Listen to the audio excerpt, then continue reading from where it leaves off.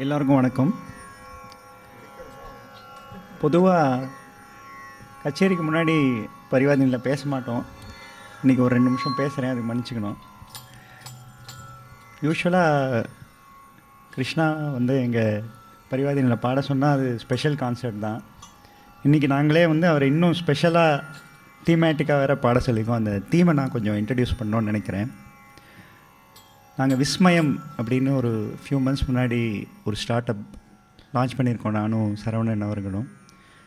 இந்த விஸ்மயம் அப்படின்னா வந்து ரொம்ப சாதாரணமாக வந்து ஒண்டர்மெண்ட் அப்படின்னு நம்ம டிரான்ஸ்லேட் பண்ணுறோம்.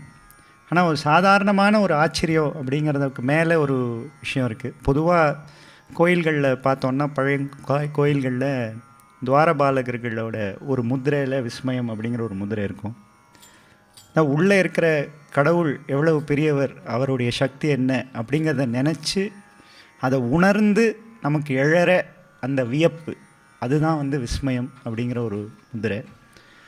அந்த உணர்வை வந்து நம்மளுடைய பழங்கால கோயில்கள் நம்ம போய் பார்க்கும்போது பல கோயில்களில் நமக்கு நம்ம அறியாமலே கூட அந்த உணர்வு ஏற்படுறத நம்ம தெரிஞ்சுக்க முடியும்.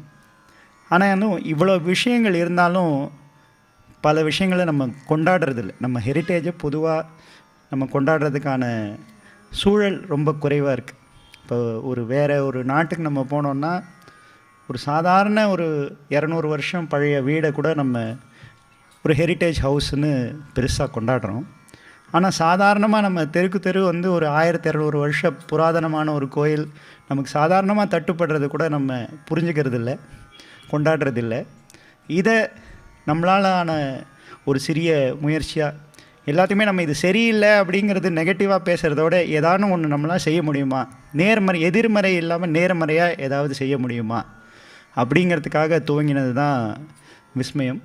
அதில் ஒரு சில குறிப்பாக நம்மளுடைய ஸ்கல்ப்சரல் ஹெரிட்டேஜை வந்து இன்ட்ரடியூஸும் பண்ணி செலிப்ரேட்டும் பண்ணணும், நம்ம வீட்டுக்கும் எடுத்து வரக்கூடிய ஒரு வகையில் அதை செய்யணுங்கிறது தான் எங்களுடைய முயற்சி. இதற்கு இன்றைக்கி டெக்னாலஜியும் வந்து உதவுறதுனால இதை செய்கிறோம். ஏன்னா ஒரு யுனெஸ்கோ ரெக்கக்னைஸ் வேர்ல்டு ஹெரிட்டேஜ் மான்யூமெண்ட்டுன்னு சொல்கிறோம்.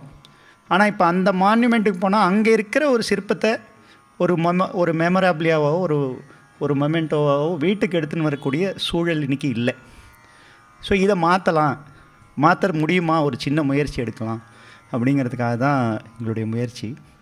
அந்த வகையில் இன்றைக்கி இந்த பஞ்சராம க்ஷேத்திரம்னு இந்த திருவாரூர் மாவட்டத்தில் 5 அற்புதமான க்ஷேத்திரங்கள் இருக்குது. இதில் வந்து பருத்தியூர் ராமரும் வடுவூர் ராமரும் எல்லாருக்கும் ரொம்ப தெரிஞ்சது. அதே மாதிரி அதம்பார் அப்படிங்கிற ஒரு க்ஷேத்திரம், அங்கே இருக்கிற அந்த ராமர், லக்ஷ்மணர், சீதை, ஹனுமான் அந்த பிரான்ஸ் ஐடல்ஸை வந்து ஒரு ரொம்ப அழகான ஒரு பிரான்சஸ் அதோட ரெப்ளிகாஸாக நாங்கள் அதை இன்றைக்கி லான்ச் பண்ணோம். இது ஒரு மூமெண்ட் அப்படின்னு சொன்னதுனால எல்லா விதமாகவும் இதை கொண்டாடணும் அப்படின்னு நினைக்கிறோம். ஸோ இந்த ஐக்கன்ஸை செலிப்ரேட் பண்ணுற மாதிரி இன்றைக்கி இந்த கச்சேரி அமையும். அதை இப்படி ஒரு கச்சேரி பண்ணுறதுக்கு வந்து கிருஷ்ணா இன்றைக்கி ஒத்துருக்காருங்கிறது எங்களுக்கு ரொம்ப ரொம்ப பெருமை. நாங்கள் கச்சேரி கேட்க ஆவலாக இருக்கோம். நன்றி. இனி கச்சேரி தொடங்கும்.